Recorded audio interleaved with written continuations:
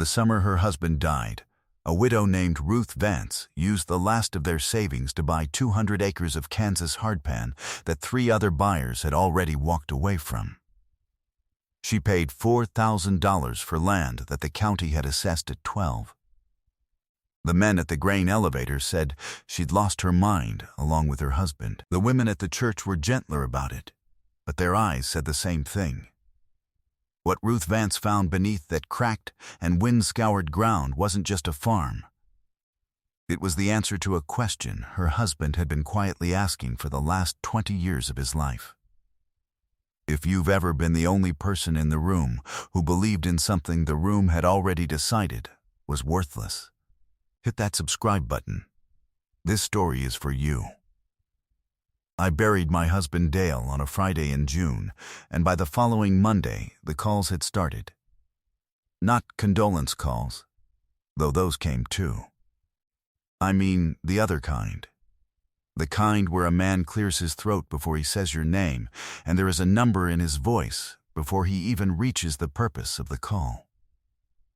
Dale had left debts, not shameful ones, not the kind a man hides from his wife, but the honest debts of a farmer who had spent 30 years fighting thin margins and bad weather and a commodity market that had no memory and no mercy. We had the house and 12 acres of good bottomland and a shop full of equipment that was worth less every year. And we had each other. And for a long time, that had been enough. When Dale was gone, what we had was a ledger that didn't balance. I was 53 years old. I had worked alongside Dale since I was 22. I knew every field, every fence line, every equipment quirk, every neighbor's boundary dispute.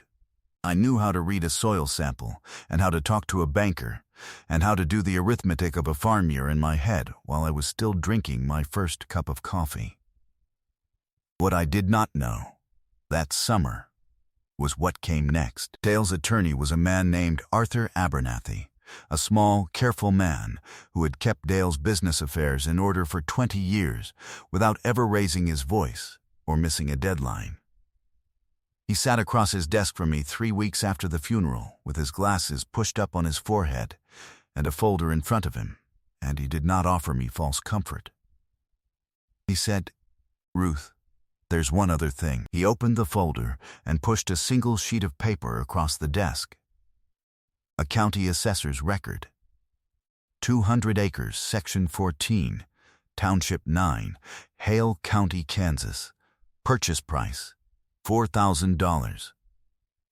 Dale had been watching that parcel for 6 years. I looked at the page. I looked at Abernathy. "He never told me," I said. "You didn't want to raise your hopes," Abernathy said. He looked at me over his glasses the way he always did when he was about to say something he'd considered carefully. He also didn't want to tell you until he was certain. He spent 6 years getting certain. Ruth, the owner, has been trying to unload it for 3 years. 2 buyers came and went. The county has it rated as non-arable. The neighbors use it for deer hunting. Dale believed they were all wrong. About what? Abernathy was quiet for a moment. Then, he left you a letter. I think it will explain better than I can. The letter was in an envelope in the folder, sealed, my name on the front in Dale's handwriting. I put it in my coat pocket, and I did not open it until I was in my truck in the parking lot. And then, I sat there for a long time before I could make myself do it. The $4,000 came out of our savings account on a Tuesday. The deed was recorded by Thursday. By Saturday morning, half of the township knew that Ruth Vance had bought the Henderson parcel on Section 14, and the grain elevator crowd had already reached their verdict. I heard about it from Martha, who ran the diner on Route 12. She set my coffee down without asking and said, "People are talking, Ruth.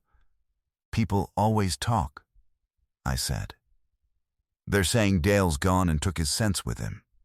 She said it plainly, without cruelty. the way Martha said most things. They're saying you paid $4,000 for 200 acres of clay hardpan with no water and no road access worth mentioning, and a fence line that needs to be pulled and reset from scratch. She paused. Are they wrong? I drank my coffee. Ask me in a year, I said. What Dale had written me was 5 pages, front and back, in his particular handwriting, precise and unhurried, the way he did everything. He had not been a dramatic man. He had been a patient one, and the letter had the patience of a man who had spent years assembling something piece by piece and was finally ready to explain what he'd been building. He began, Ruth, I've been carrying this for a while, and I'm sorry I didn't share it sooner. I kept thinking I'd tell you once I was sure.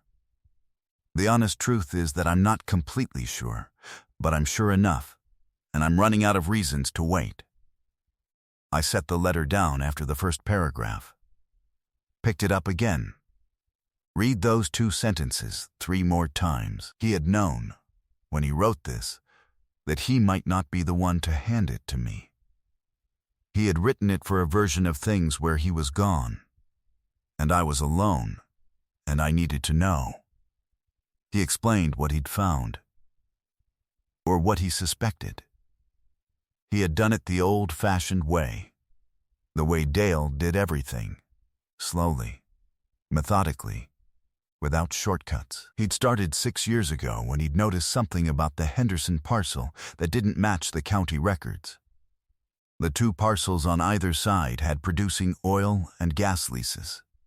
Low volume, nothing dramatic. The kind of marginal production that a major company wouldn't bother with, but that a small independent operator would nurse along for decades. The Henderson parcel sat directly between them, underlaid by the same formation, and yet its mineral rights had never been leased, never been tested, never been drilled. Dale had spent those 6 years talking to people. A retired petroleum geologist he'd found through a Farm Bureau meeting in Dodge City.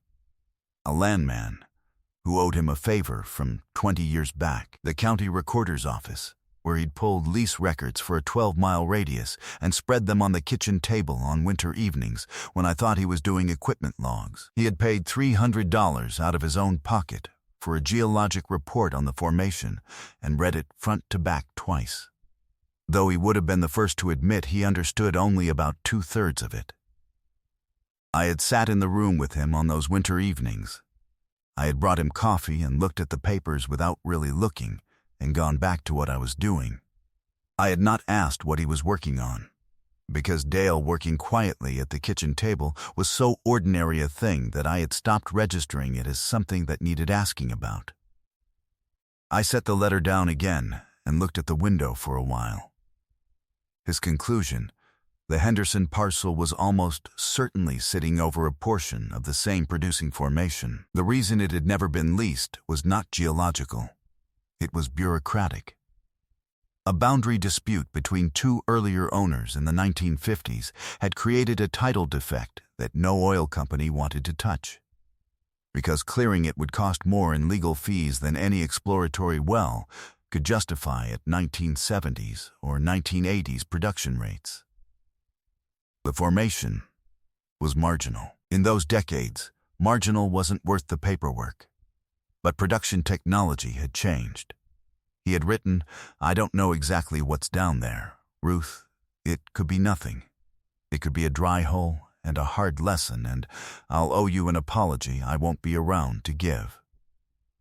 But I've looked at this from every angle I know how to look, and I believe that land is worth more than what it's sitting on the market for. And I believe that in a different set of hands, careful hands, patient hands, it won't stay worthless for long. On the 4th page he had written about me, not about the land. He had written about the day we bought our farm, 29 years ago, and what he had seen in my face when we walked the bottomland for the first time, and I had stopped at the field edge and just looked. He said he had watched me the way he always watched me when I was making up my mind about something. And he had seen that I was already deciding what the field could become, not what it was. He said that was the thing he had loved most and longest. He said he hoped I would use it one more time. His final line was underlined. Don't sell it to the first man who comes with a number. Learn what you have first. Then decide what it's worth. The $4,000 had left us with $1,100 in savings. I drove out to Section 14 the morning after I read the letter, on a road that was half gravel and half packed clay, and I got out of the truck and stood at the fence line and looked at 200 acres of nothing in particular. It was flat. That is the first thing you have to understand about that kind of Kansas land. Not rolling flat, not gently undulating flat, but the flat of the bottom of something that used to be a sea. The flat of 10,000 years of wind working on what the water left behind. The grass was blond and thin. The hardpan showed through in patches, gray-brown and cracked where the soil had given up. There was a windmill at the northwest corner. Blades stilled, the lower third of the tower lost in a tangle of old hedge apple. A two-strand barbed wire fence in varying states of collapse ran the perimeter. The sky above it was enormous and indifferent. A meadowlark called from somewhere I couldn't see. I thought, Dale, you had better be right about this. I walked the fence line that morning all the way around. 200 acres takes a while to walk, and I took my time. The ground was hard underfoot, that particular Kansas hardness that comes from a dry summer on thin soil, and it gave nothing back when you pressed it. The grass crackled.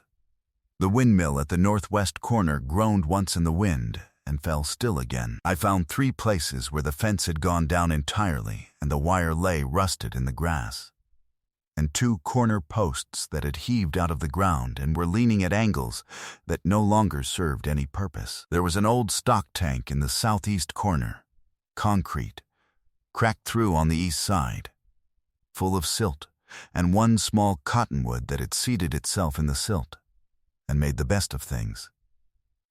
I stopped at the cottonwood. It was 6 feet tall and completely out of place, the only tree on 200 acres, and it had the look of something that had decided to be here regardless of what anyone thought about it.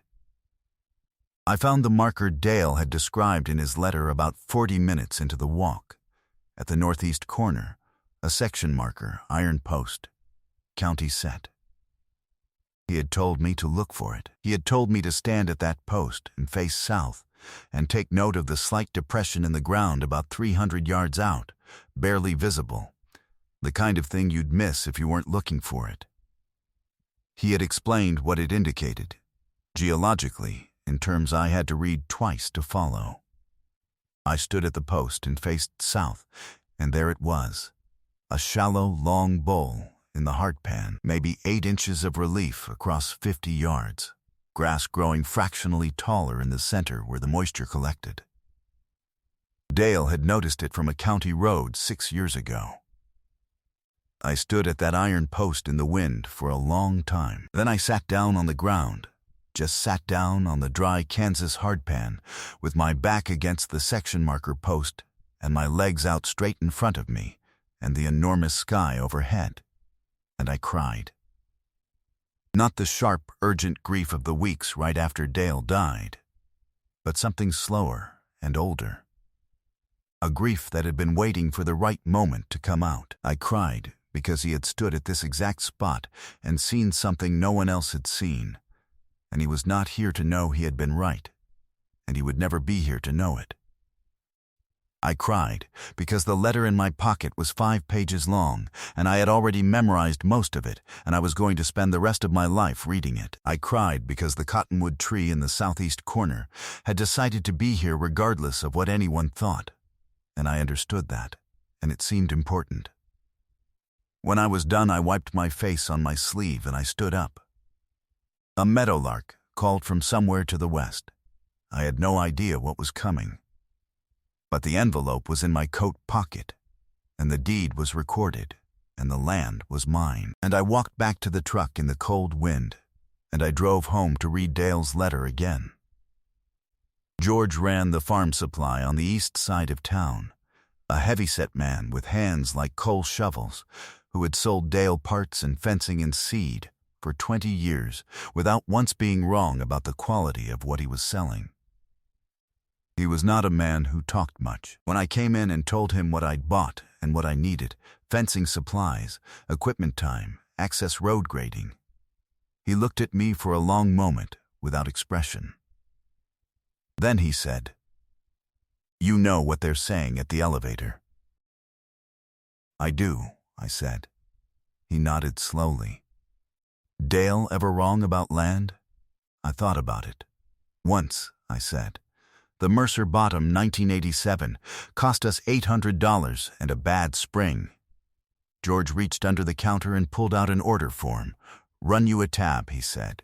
"Pay me when you can." That was all he said about it.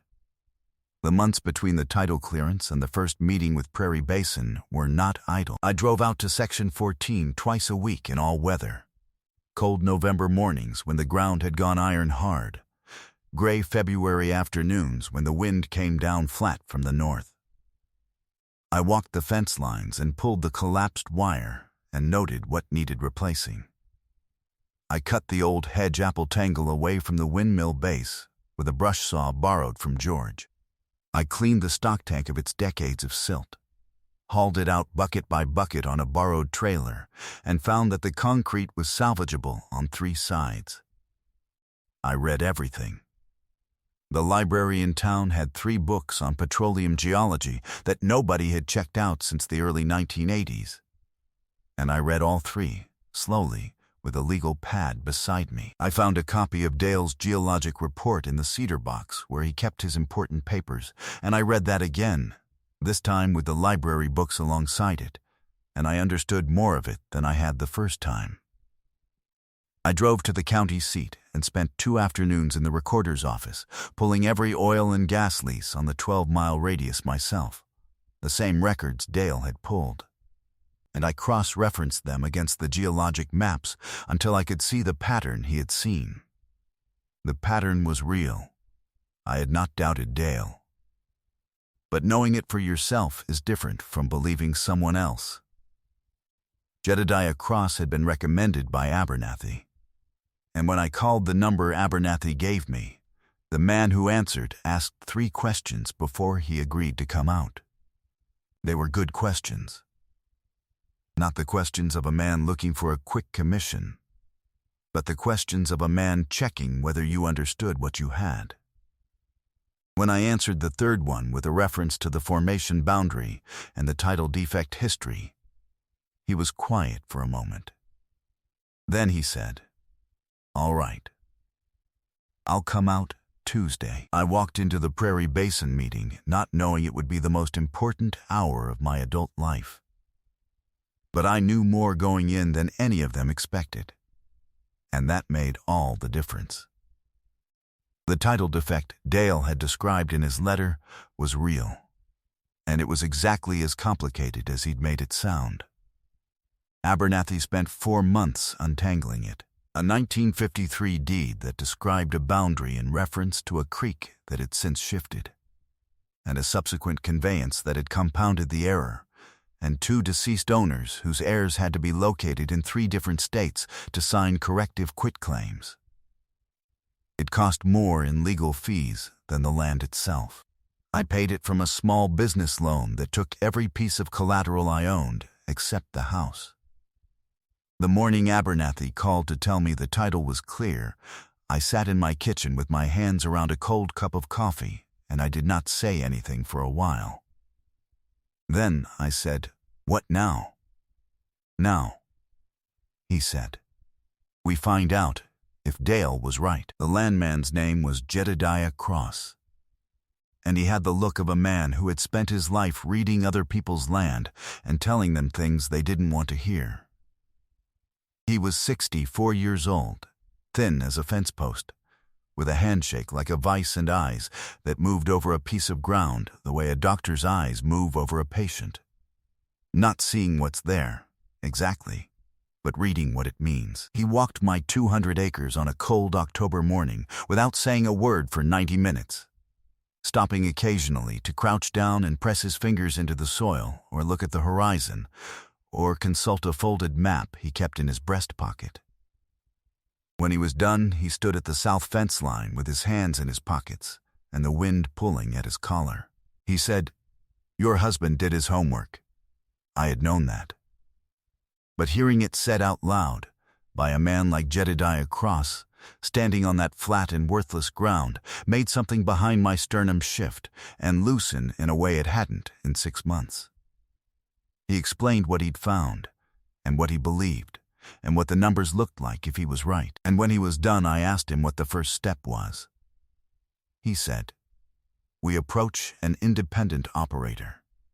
Small company, not a major. Someone who can work marginal formation without corporate overhead. Someone who knows what this kind of play looks like and won't walk away because the margins aren't spectacular." He looked at me. "This won't make you rich overnight, Ruth. What it will do, if the formation produces the way I think it will, is generate a royalty income that will still be paying your grandchildren's mortgages." The company was called Prairie Basin Resources, and their representative was a quiet man who drove out in a truck with Oklahoma plates and spent 2 hours with the geological report and Jedediah's survey, and barely said anything. When he was done, he offered a signing bonus and a 12.5% royalty on production. Jedediah, standing beside me, shook his head slightly. I said, 18%. And we want a written covenant on reclamation. The man from Prairie Basin looked at me for a moment. Then he looked at Jedediah. Then he wrote a different number on the paper in front of him. He wrote 18. The letter from Titan Holdings arrived 3 weeks later, which told me they had been watching. It was written on heavy paper with an embossed letterhead, and it offered me $350,000 for the 200 acres, mineral rights included. The letter had an expiration date on it. It used words like equitable and timely, and as is condition in ways that were meant to feel like compliments. There was a man's direct line at the bottom, handwritten, which was intended to feel personal. I showed it to Abernathy. He read it, set it down, and said, "They know what you have." "Then they know why I'm not selling," I said. He permitted himself a small smile. It was the largest expression I had ever seen on his face. The first well was drilled the following spring, and it produced. Not spectacularly, not in the way that makes newspaper headlines, but steadily and reliably in the way that Dale would have recognized and approved of, the same way a good cover crop produces, or a well-kept piece of equipment holds its value, or a marriage holds through bad years. The formation gave what it had, not more, not less. And what it had was enough. By the second year, I had retired the business loan. By the third, I had paid down the house. By the fourth, I had purchased an additional 40 acres adjacent to Section 14 and started the process of restoring the native grass on the portion of the original parcel that sat above the formation's dry edge, land that would never produce oil, but that, with patience, could produce something else. The county extension office sent a young woman out to look at the grass restoration project. She drove up in a green pickup and walked the fence lines with me in the early morning and did not laugh at anything. Her name was Hannah, and she had a way of crouching next to a clump of big bluestem and turning it in her hands that reminded me of the way Dale used to hold a soil sample, not examining it exactly, but listening to it. She said, "You know what this will be in 10 years?" I said I had some idea. She said, "There are 3 wildlife organizations that would pay for a conservation easement on native grass acreage this size. The payment structure varies, but the long-term numbers are." "Show me," I said. Martha had been at the grain elevator that winter, apparently, and had reported back to me that the conversation there had changed. not dramatically. Men who have been wrong about something rarely announce it, but in the small ways that are actually more satisfying than a public reversal. The way a subject gets changed. The way a man who made a joke about a woman's judgment finds somewhere else to look when she walks past. I did not say anything about it.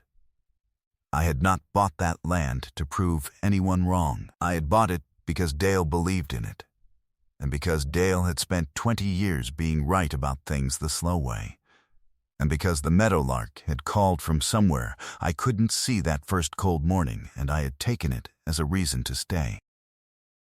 I stand at the south fence line sometimes, in the early morning before the day has fully committed to itself, and I look out over the grass that is coming back.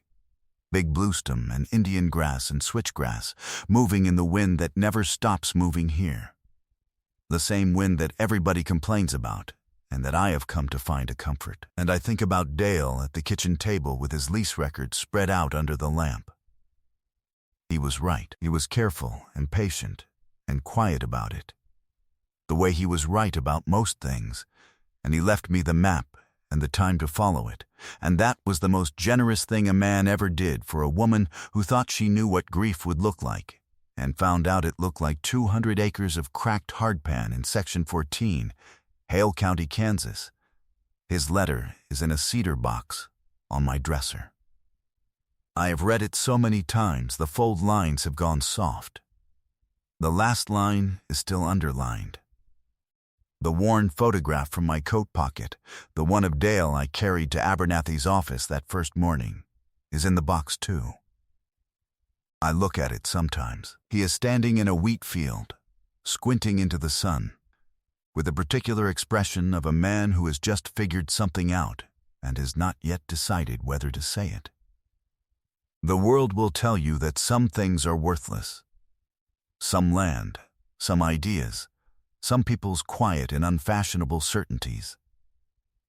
The world will say it with confidence, with numbers, with a kind of laughter that is designed to make you feel small for believing what you believe. Dale Vance never laughed at things he didn't understand. He looked at them carefully, for as long as it took until he understood them. And then, more often than not, he bought them. If you have ever held on to something the world told you was worthless, I want to hear about it. What did you hold on to? What did it become? I read every single one. Thank you for listening.